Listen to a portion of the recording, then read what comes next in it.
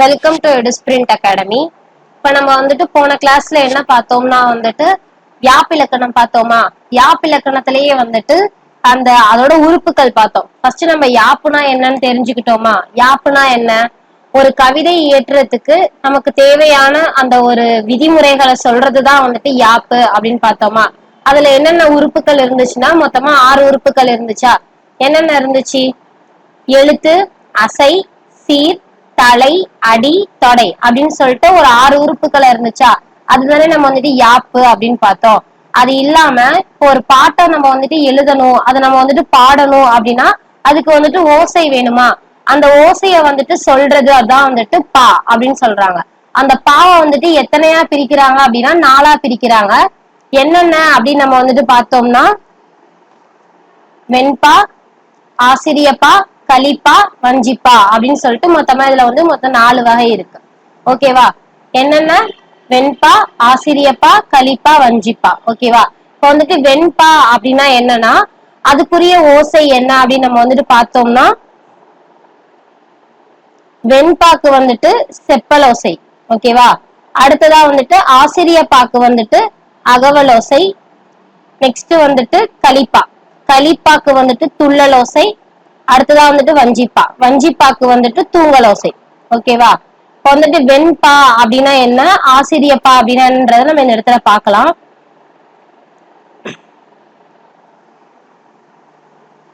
First வந்துட்டு இங்க பாருங்க செப்பலோசை கொடுத்திருக்காங்களா. செப்பலோசை வந்துட்டு என்ன அப்படின்னு சொல்லியிருக்காங்க பாருங்க. செப்பலோசை எதுக்கு உரியது அப்படின்னா வெண்பாவிற்கு உரியது. அதுல வந்துட்டு அறம் கூறக்கூடிய குரலும் நாலடியாரும் வெண்பாவிலதான் அமையும் அப்படின்னு சொல்லியிருக்காங்க. வெண்பா அப்படின்னாலே அதுக்கு எதுதான் வருமாமா, அதை நம்ம வந்துட்டு அறநூல்கள்ல மட்டும்தான் அதை நம்ம வந்து யூஸ் பண்ணுவோம் அப்படின்னு சொல்றாங்க. இதே வந்துட்டு ஆசிரியப்பா அப்படின்னா அதை நம்ம எதுக்கு யூஸ் பண்ணுவோம்னா காப்பியத்துக்கு வந்துட்டு யூஸ் பண்ணுவோம். அதாவது அறநூல்கள் இல்லாம மிச்ச இதுக்கு அந்த காப்பியம், இலக்கியம் அதுல எல்லாம் முக்காவாசி இடத்துல வந்து நம்ம வந்து ஆசிரியப்பா தான் யூஸ் பண்ணுவோம். ஓகேவா. ஆசிரியப்பாவுக்குரிய ஓசை எதுனா அகவல் ஓசை.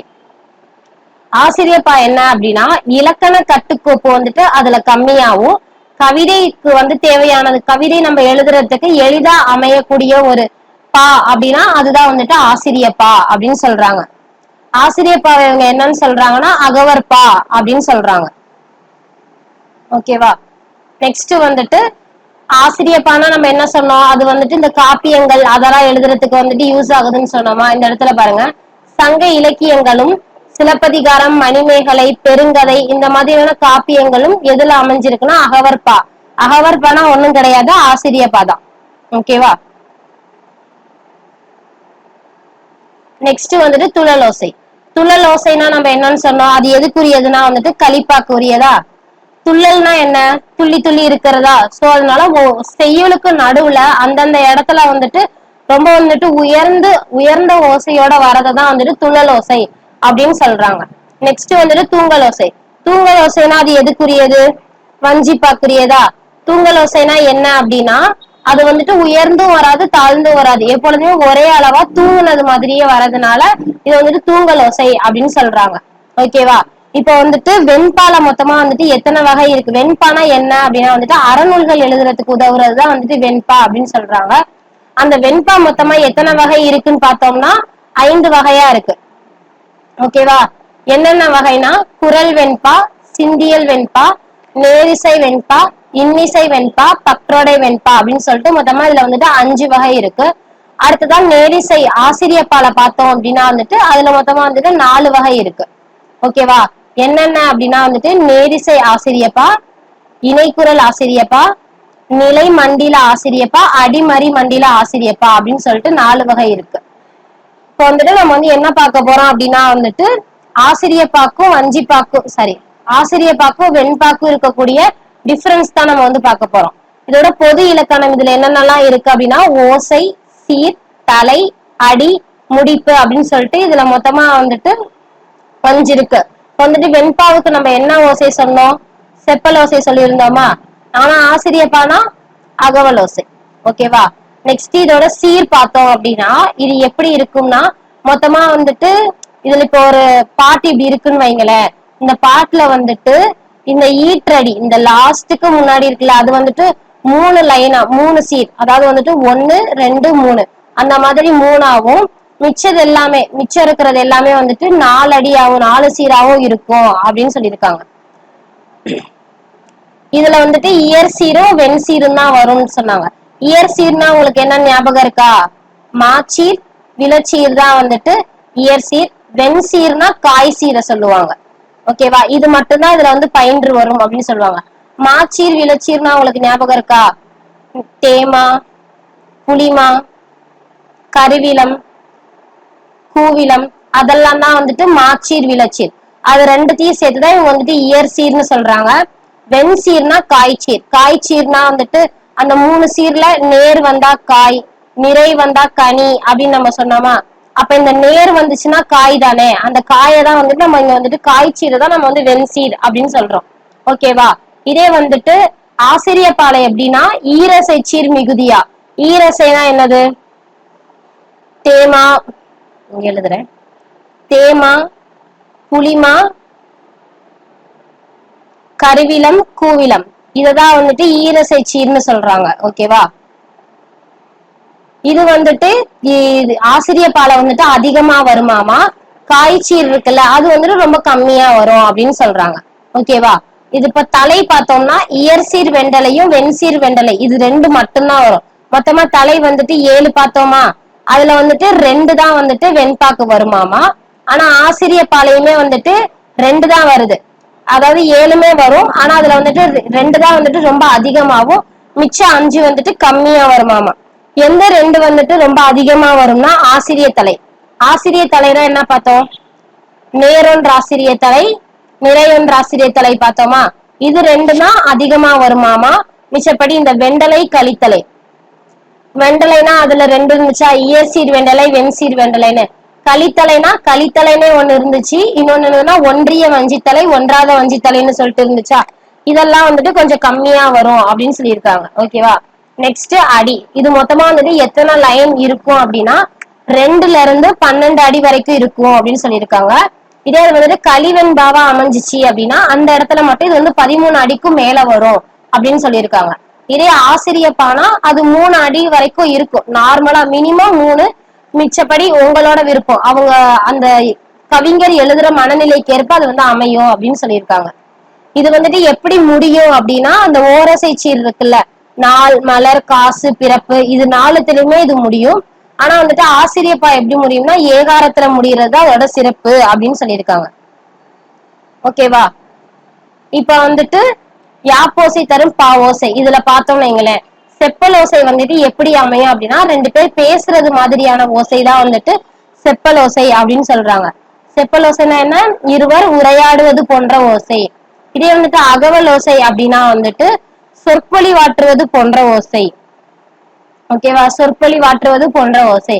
இதே துள்ளல் ஓசை அப்படின்னா துள்ளிட்டு போற மாதிரி அங்கங்க இடையில வந்துட்டு இப்ப வந்து கண்ணுக்குட்டி எல்லாம் பார்த்தோம்னா இப்ப திடீர்னு குதிக்கும் திடீர்னு ஓடும் அந்த மாதிரி துள்ளி துள்ளி போகும்ல அந்த மாதிரி பாட்டு ஃபுல்லா வந்துட்டு துள்ளி துள்ளி அதாவது திடீர்னு உயர்ந்து தாழ்ந்து அந்த மாதிரி சீர்தோட அமைஞ்சிச்சு அப்படின்னா அதுதான் வந்துட்டு துள்ளல் ஓசை அப்படின்னு சொல்றாங்க.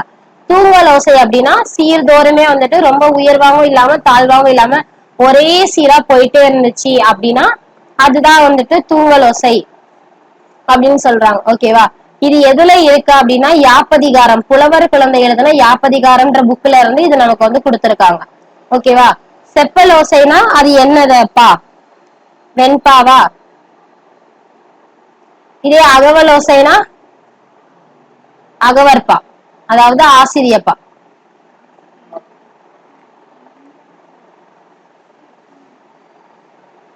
நெக்ஸ்ட் துள்ளல் ஓசை. துள்ளல் ஓசைனா என்னது? கலிப்பா. நெக்ஸ்ட் தூங்கல் ஓசை. தூங்கல் ஓசைனா என்னது? வஞ்சிப்பா. ஓகேவா?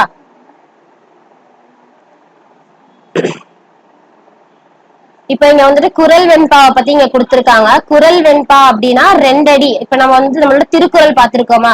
திருக்குறள் வந்துட்டு எப்பொழுதுமே 2 அடியில தானே இருக்கும். சோ அதனாலதான் இது வந்துட்டு குரல் வெண்பா அப்படின்னு சொல்றாங்க. இது வந்து 2 அடியா மட்டும்தான் வரும். இதுல வந்து முதல் அடி எப்படி இருக்கும்னா 4 சீர் இருக்கும். நமக்கு திருக்குறள் தெரியும் தானே, 1 2 3 4ன்னு சொல்லிட்டு ஃபர்ஸ்ட் லைன் வந்துட்டு 4 சீராவும் 2வது லைன் வந்துட்டு 3 சீராவும் இருக்குமா? அதுதான் வந்துட்டு அதுதான் வந்துட்டு குரல் வெண்பா அப்படின்னு சொல்றாங்க. ஓகேவா.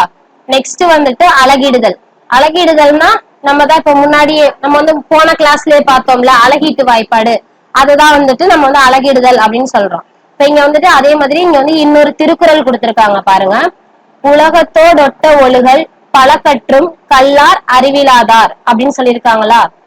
உலகத்தோ அப்படின்னா வந்துட்டு இதை நம்ம பிரிச்சோம் அப்படின்னா என்ன வருது, உலகத்தோ அப்படின்னு சொல்லிட்டு இருக்கா. இதுல வந்துட்டு ரெண்டு குறில் இருக்கு அப்படின்னா இது என்னது, நிறை. இங்க ஒரு குறில் இருக்கிறதுனால இது வந்துட்டு நேர். இங்க வந்துட்டு ஒரே ஒரு நெடில் தான் இருக்கு, அதனால இதுவும் நேர் தான். ஓகேவா. இப்ப வந்துட்டு நிறை நேர் என்னது, புளிமா. இப்ப வந்து இங்க வந்து நேர் இருந்துச்சுன்னா காய், நிறை இருந்துச்சுன்னா கனி. கரெக்டா. சோ நிறை நேர் புளிமா, புளிமாவோட இங்க வந்து நேர் இருக்கிறதுனால அது காய். சோ அது வந்து புளிமாங்காய். நெக்ஸ்ட் செகண்டுக்கு வந்துட்டு என்ன கொடுத்திருக்காங்க, நேர் நேர் கொடுத்திருக்காங்களா, அப்படின்னா இது வந்துட்டு தேமா. அடுத்ததா வந்துட்டு இந்த ரெண்டு வார்த்தை, இந்த ரெண்டு எழுத்து என்னவா மாறுது, ரெண்டு குறில் இருக்கா. சோ இது வந்துட்டு நிறை. இங்க வந்துட்டு கனா என்னது, அது வந்துட்டு ஒரு குறில். சோ இந்த இடத்துலயுமே நேர் தான். நிறை நேர் புளிமா. இந்த இடத்துல நிறை நேர் நேர் வந்திருக்கா, நிறை நேர் புளிமா, இங்க நேர் வந்ததுனால காய். சோ புளிமாங்காய். நேர் நேர் என்னது, தேமா. நிறை நிறைனா கருவிலம். நேர்னா நம்ம பார்த்தவங்களுக்கு ஞாபகம் இருக்கா, இப்ப இந்த இடத்தோட இந்த நேருக்கு பக்கத்துல இப்ப வந்துட்டு ஒரு உகரம் வந்திருந்துச்சு அப்படின்னா அப்ப இது என்னவா மாறும், நேர்பு அப்படின்ட்டு மாறுமா. அப்ப இதோட வாய்ப்பாடு என்னவா இருக்கும், நம்ம என்னன்னு பார்த்தோம். நேர்னா நாள், நிறைனா மலர், நேர்புனா காசு, நிறைபுனா பிறப்பு அப்படின்னு பார்த்தோமா. சோ இப்ப இங்க வந்துட்டு நேர் அப்படின்னு இருக்கிறதுனால இங்க நாள் அப்படின்னு வந்திருக்கு. இதே நேரத்துல நேர்பு அப்படின்னு வந்திருந்துச்சுன்னா இதோட வாய்ப்பாடு என்னவா வந்திருக்கும், காசு அப்படின்னு சொல்லிட்டு வந்திருக்கும். ஓகேவா. எப்பொழுதுமே ஓரசை சீர் வந்துட்டு கடைசி சீருக்கு மட்டும்தான் வரும், வேற எதுக்கும் நம்ம அதை வந்து யூஸ் பண்ண மாட்டோம். ஏன்னா கடைசியில மட்டும்தான் அது வந்து தனிச்சு இருக்கும், மிச்சம் எல்லா இடத்துலயுமே நிறைய வார்த்தைகளோட தான் அது சேர்ந்து இருக்கும். ஓகேவா. அவ்வளவுதான் பாவகை. இப்ப நம்ம வந்து பாவகையில மொத்தமா வந்துட்டு 4 வகை பார்த்தோமா. என்னென்ன பார்த்தோம், வெண்பா, ஆசிரியப்பா, கலிப்பா, வஞ்சிப்பா அப்படின்னு சொல்லிட்டு பார்த்தோமா. வெண்பானா செப்பலோசை, ஆசிரியப்பானா அகவலோசை, கலிப்பானா வந்துட்டு துள்ளலோசை, வஞ்சிப்பா அப்படின்னா வந்துட்டு தூங்கலோசைன்னு பார்த்தோம்னா. வெண்பால வந்துட்டு 5 வகை பார்த்தோம், ஆசிரியப்பால வந்துட்டு 4 வகை பார்த்தோமா. வெண்பா அப்படின்னா இது வந்துட்டு அறநூல்களுக்கு தான் யூஸ் பண்ணுவோம். ஆசிரியப்பா வந்துட்டு இந்த இலக்கண கட்டுக்கோப்பெல்லாம் இல்லாம கொஞ்சம் வந்துட்டு இலக்கியத்தை வந்துட்டு நம்ம செய்யுள்லாம் வந்துட்டு எளிமையா இயற்றுறதுக்கு வந்துட்டு யூஸ் பண்றதுதான் வந்துட்டு ஆசிரியப்பா. அது இல்லாம இது வந்துட்டு மோஸ்ட்லி இந்த சங்க இலக்கியம், காப்பியங்கள் அதுலலாம் வந்துட்டு ஆசிரியப்பாவை வந்துட்டு யூஸ் பண்ணுவாங்க. கலிப்பா அப்படின்னா வந்துட்டு அங்கங்க செய்யுளுக்கு இடையில வந்துட்டு துள்ளுவது போல வர்றதுதான் வந்துட்டு கலிப்பா அப்படின்றாங்க. இதே வந்துட்டு இந்த தூங்கலோசை அதாவது துள்ளலோசைனா அது, தூங்கலோசை அப்படின்னா வந்துட்டு சீர்தோறும் வந்துட்டு ரொம்ப தாழ்ந்து வராம, அதாவது வந்துட்டு ரொம்ப தாழ்ந்து இல்ல, துள்ளி துள்ளி வராம ரொம்ப உயர்ந்து வராம அதோட ஓசை வந்துட்டு கம்மியா வந்துச்சு அப்படின்னா அது வந்துட்டு தூங்கலோசை அப்படின்னு சொல்றாங்க. ஓகேவா. இப்ப இங்க வந்துட்டு ஓரசை சீர்னா என்னன்னு பாருங்க. நேர்னா நாள், நிறைனா மலர், நேர்பு அப்படின்னா காசு, நிறைவு அப்படின்னா வந்துட்டு பிறப்பு. நம்ம ஈரசை சீர் பார்த்தோமா. நேர் நேர் தேமா, நிறை நேர் புளிமா, நிறை நிறை கருவிலம், நேர் நிறை கூவிலம். ஓகேவா. இதே மூவசை சீர்னா அந்த ஈரசை சீரோட நேர் வந்துச்சுன்னா நம்ம வந்துட்டு காய் சேர்த்துக்கணும், அதாவது தேமாங்காய், புளிமாங்காய், கருவிலங்காய், கூவிலங்காய் அப்படின்னு. இதே வந்துட்டு அந்த ஈரசை சீரோட நிறை வந்துச்சு அப்படின்னா கனி அப்படின்றத ஆட் பண்ணிக்கணும். தேமாங்கனி, புளிமாங்கனி, கருவிலங்கனி, கூவிலங்கனி அப்படின்னு. ஓகேவா. அவ்வளவுதான், யாப்பிலக்கணம் வந்து நமக்கு முடிஞ்சிருச்சு. நெக்ஸ்ட் கிளாஸ்ல வந்துட்டு அணு இலக்கணம் பார்க்கலாம். தேங்க்யூ.